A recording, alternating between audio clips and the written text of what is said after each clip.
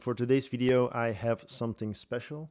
Thanks to the kind people of Leica Boutique Antwerp, I got the opportunity to borrow a very special lens. Now for this video, it will be a bit of a mix. First off, we will start with a small unboxing segment to see what we're actually working with. And then I will illustrate or highlight a couple of the use cases or a couple of the scenes in which I use this lens and share the results with you guys. So without further ado, let's unbox this and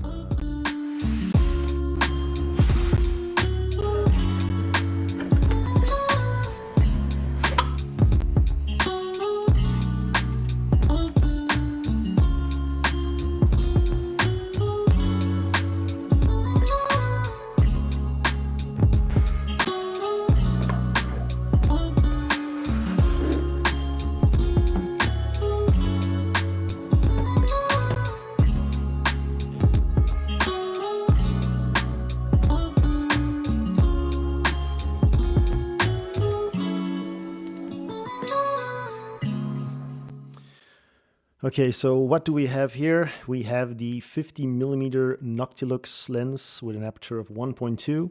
This is the 2021 version, which is basically inspired by the original one, the first Noctilux lens that was produced in 1966.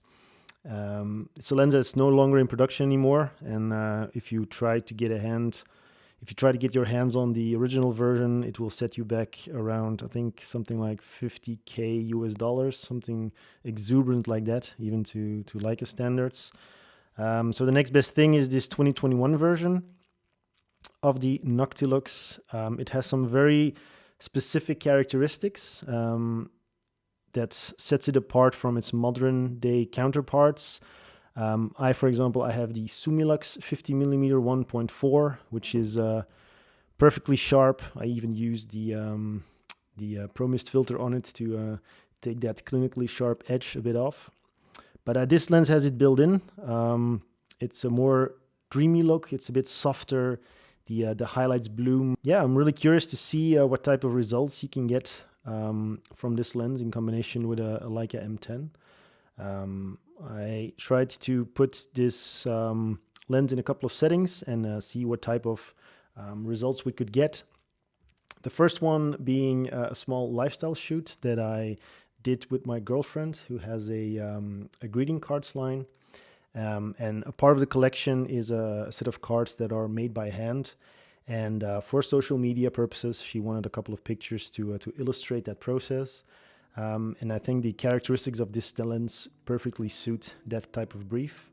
So yeah, without further ado, let's jump into that small shoot and take a look at the first results of this lens on an M10 body.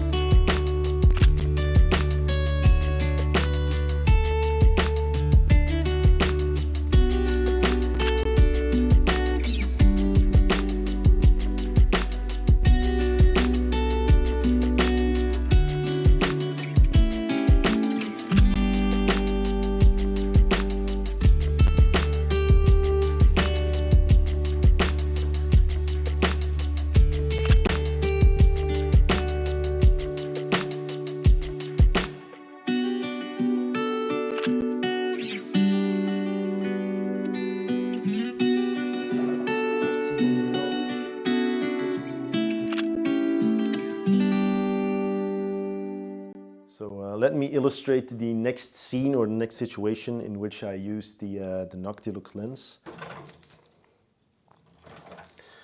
So yeah, like most mornings, my son was playing with his toys on this surface, and it was also a beautifully sunlit morning like today. Sun was beautifully catching on his face, and it was a perfect moment to shoot this type of candid portraits. Just a moment in life, and at the same time highlight the qualities of the Noctilux, meaning it's not overly sharp, it has beautiful bokeh, and for tender moments like that, or moments where soft portraits or very moody portraits are what you're looking for, then this lens is definitely then this lens definitely shines.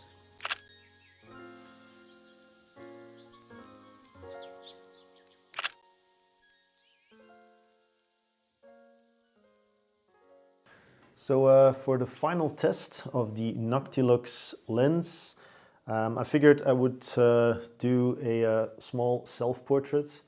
And yeah, something that I haven't done before, but maybe it's a cool memory for post-COVID. Is this is mainly this has been my workspace for the past 2 years. I haven't taken a portrait of this situation just yet. So yeah, this is the ideal opportunity to try. Also, one of the cool things is during this time of day, you have some nice light coming in, displayed on the wall and on the floor. So I hope that gives a bit of an extra element. I'm also thinking of doing this portrait in black and white. And I will do a comparison. So I'll take a couple of portraits with the Noctilux and also a couple of portraits with the Sumilux lens, my own Sumilux lens, with and without the Pro Mist filter. So let's see what the results are, and if there is a significant difference in these lenses for a portrait like this.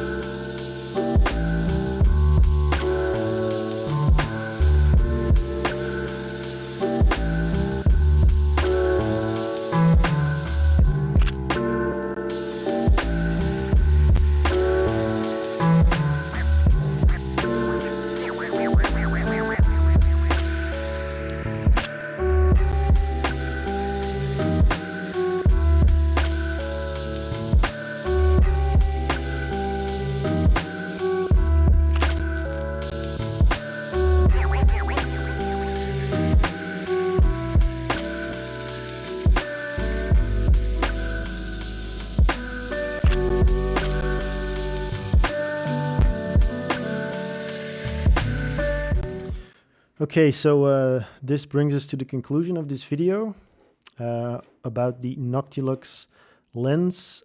First, let me say a couple of things, especially when comparing the Noctilux with the Sumilux lens. I really like the focus tab mechanism that you have on the Sumilux lens, which is not available on the Noctilux design, which is a bit of a downside for me. And the other thing is the close focusing distance. So the Sumilux lens focuses up to 70 centimeters, while the Noctilux only has a close focusing distance of 1 meter, if I'm not mistaken. And that's a bit of a downside. You probably saw it with the lifestyle shoot with the cards. It was a bit of a getting used to. These 30 centimeters really means that you need to get the camera sometimes a bit higher up to take those top-down shots, which is a bit of a downside. Yeah, of course, this might not be the ideal use case for the Noctilux, but it's still interesting to mention. And in general, who is this lens for? I think it's a very particular niche. You could be a collector of vintage Leica lenses or Leica lenses in general. Then this lens is probably certainly something that you want to have in your collection. Or you're someone who really is looking for the very specific look that this lens provides, the softer look, the imperfections that give your pictures a bit of character, instead of the very clean, clinical look that modern day cameras with modern day sensors can achieve. It's a great way to take the edge off and give it a more organic feel. Now, for me personally, I'm still going to stick with the 50mm Sumilux. 1.4 is plenty fast enough for me. 1.2 is not really worth it. And I work with the black Pro Mist filter to give me a bit of flexibility between the very sharp images or going with the filter and taking the edge off a little bit, and bloom, the highlights. So in short, I would say I really enjoyed my time testing out this lens. Really appreciate the opportunity provided to me by Leica Boutique Antwerp, and hope you enjoyed this video. If you have any comments or questions about this lens or about the images, feel free to leave a comment in the comment section. And without further ado, see you in the next one.